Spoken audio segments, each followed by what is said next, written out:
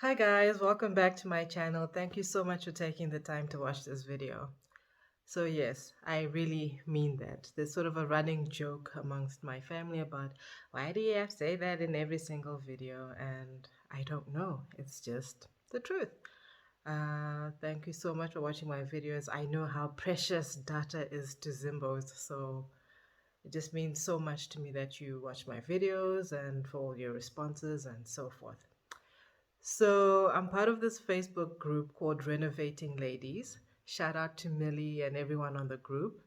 And a few months ago, one of the questions that was asked on the group was, or should I say, they had this post about living in an unfinished house. And I remember just laughing so hard when I saw that post because that is the story of my life. And so in today's video, I'll just be talking about living in an unfinished house, the pros, the cons, and my tips, because I do understand that it's not easy and, it has like everything in life, there are pros and cons. But, it's up to you to make the most of it and to get the best out of it. And, the tips and everything is just based on my experience and how we live our life. So obviously everyone's situation is different, but this has just been my journey, and that's just how I'll just be sharing that. Okay, so let's start with the pros so that I don't scare you from moving into your unfinished house. So obviously the first pro would be that you're most likely going to save money because I think the number one reason you do this is to save from paying rent and all the bills at another place, and you move into your home where you don't have that rental expense. And so saving money is definitely the number one pro. So for me personally, another advantage of living on site was that it was much easier to monitor and review all the works being done and all the deliveries. Something funny is that we sort of bought the stand before we had any children. And then by the time we had started building, we now had kids, and I couldn't really come on site as much as I wished. And when I did come on site, it was most likely I had my kids with me, and you're like breastfeeding, you're dealing with crying kids. And so in the early days, I never really got to be on site the way I wanted to. And so when we did move here, it was just so wonderful because, while the kids are sleeping or at school, I can um, like as early as 5 a.m., I can just be like, okay, I want to go and see what's happening in this room. 6 p.m., 7 p.m., I just, you're just more available to the site. And so that's one of the things that I liked. And also when deliveries come, because sometimes someone will, can you believe people will deliver bricks at like in the middle of the night? And I like to see everything that's delivered to make sure that the quantities are right. And when you live there, you are there. And, it's not like now you have to make a special trip to come to the site to attend to a delivery to make sure everything's delivered properly and in good condition. And so that's something I really, really like. Another advantage of living on site is that you're able to deal with problems a lot faster. So, for example, if there's a power cut and people need to hire a generator, or you need to, buy fuel for the generator, and or some equipment suddenly needs to be hired, or water's finished and you need to arrange water deliveries. For some reason it's a lot easier to do those things when you're there, as opposed to when you're living somewhere else and now you have to make this trip to come and assess everything and deal with problems. So the ability to deal with problems faster and review the problem and recommend a treatment, it's kind of nice to be able to do that more efficiently. So I try to keep this channel as a nice positive space, but let's talk about the cons. And I think the number one con is the noise. Well, for me, I call it the sound of progress, but I guess for everybody else, it's just noise. So obviously, there's hammers, there's drilling, and sometimes you can have even 20 people on site and they're all talking, and sometimes people don't agree, and it's like a lot of it's a lot of noise sometimes. And I don't know, you just gotta learn to put up with it, go for a walk if you need to. I don't know. And the worst part was I really liked people starting work at 6 a.m. But over the years, that's changed. We now start work at 8 a.m. But I remember before, it's like from the minute you wake up, there were already people on site and all the noise and everything. It was really tough for everyone. But for me, I would be happy that, yes, everyone's come and go, go, go, go, go. And when people phone you and there's drilling in the background and they're wondering, is everything okay? What's happening there? And I'm thinking everything is good. We are on schedule. Work is getting done. But there are times when you just need silence, and yeah, the noise can be a big problem. So another con of living on site is that it's gonna get dirty, it's gonna get messy, and that's just the way it is. And so there's a lot of cleaning again and again and again. And also sometimes, and I hate this so much, is when you're all dressed smart and ready to go, and then you realize there's a smudge of, dust or something, from the site that's on your jacket or something, and can be really frustrating. And I remember sometimes, I have to polish my shoes inside the car because once you start walking around, by the time you get back to your car, your shoes are going to be dirty and dusty. And so the mess is really something you got to learn to manage. So while I love and respect everybody with the love of the Lord, one of the biggest cons of living on site is that you're now more available to the people working on site.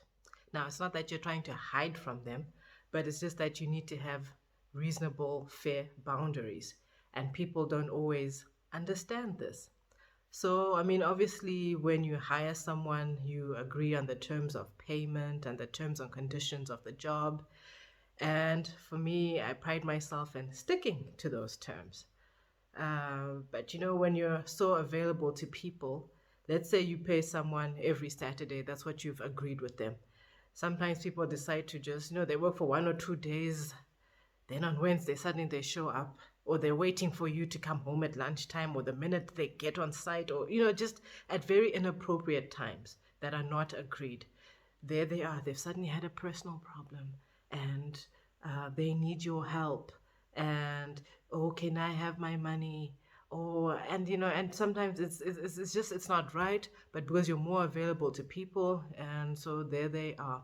And I understand, I mean, there's some people who we've worked with for many years and they're almost like family. And when you have a genuine problem, you'd like to help people, but it's just very, very hard to keep those boundaries and for people to understand. And we've created those measures to say, this is not how we deal with things. And so you will have to do the same. And so this is a funny one. And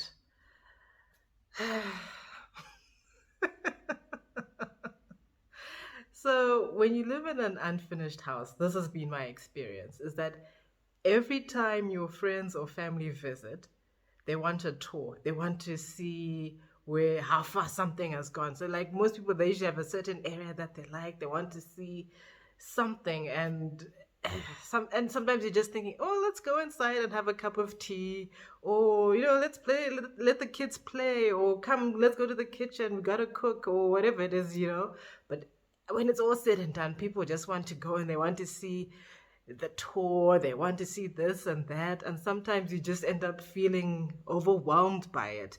And and sometimes there's that pressure of, now you got to keep the construction site clean and it's got to be perfect because so and so is coming this weekend, and it can be a bit overwhelming. It's like, girl, you were here 2 months ago, ain't nothing changed. So guys, I know I've said a lot of things, but I just want to give you my 5 tips for living in your unfinished house. And the first one is, I assume that it's for financial reasons, and therefore whatever savings you make from transitioning to this way of living, please make sure you use that money wisely. Don't move into an unfinished house and then now you're just wasting the savings. So that's my number 1 tip. Be wise about the money that you've saved. My number 2 tip is making sure that your water, electricity, and plumbing are on point. You really don't want to move in if these things are not done. You don't need that inconvenience for obvious reasons. So To make the process easier and, to ensure smooth transition, make sure those things are in order. Make sure you can go to the bathroom without any problems and flush the toilets. You can take a bath without any problems. You can switch on your lights, you can switch on your stove, your fridge is working, you can wash your dishes, and trust you me, if those three things are in order, it will be so much easier. Then, tip number three for me is setting clear boundaries between you and all the people that will be working on site. So, obviously, boundaries are different for everybody depending on, do you have young kids on site and your personality and your sense of safety and security. So, people just shouldn't be able to just knock on your door while you're sleeping or while you're having lunch with your family or something like that. And you have to find a way to communicate with people to ensure that you have boundaries. And also, just regarding the use of resources on site, make sure that, well, for us, as an example, the water we use in the space that we're living in is set up differently and separate from the construction work. Our our bins are separate. Like, our life is separate from the site. So, yes, we are on site, we're in the same yard, but believe you me, you can see the separation.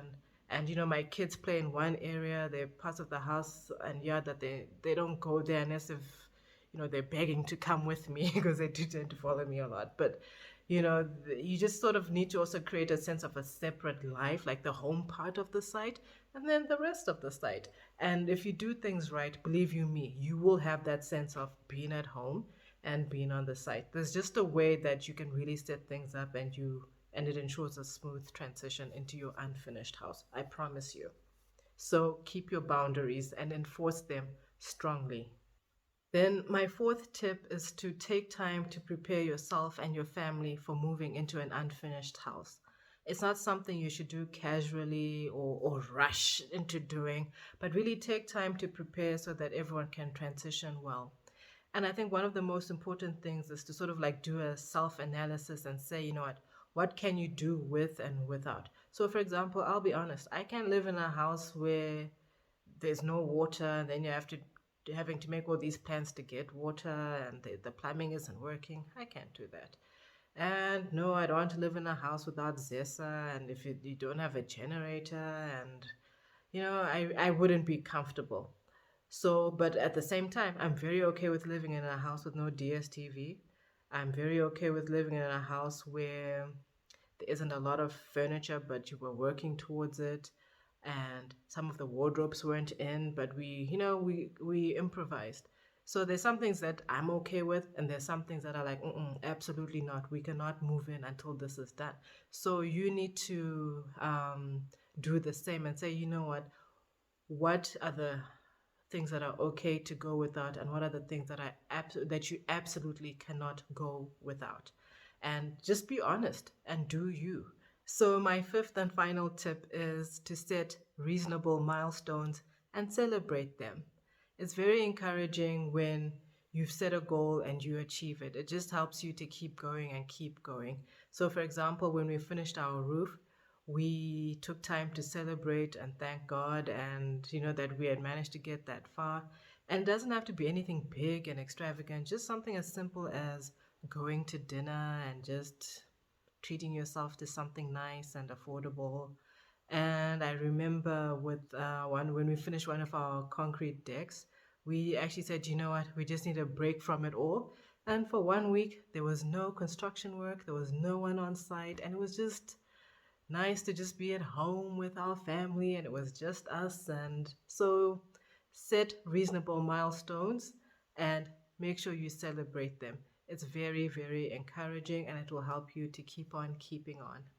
So guys, that's all for today's video. I really hope you found these tips useful and enjoyable, and I wish you the very best if you are moving into or living in your unfinished house. Let me know in the comments your experience, and thank you so much for watching. Don't forget to give me a thumbs up and to subscribe. Bye for now. Take care.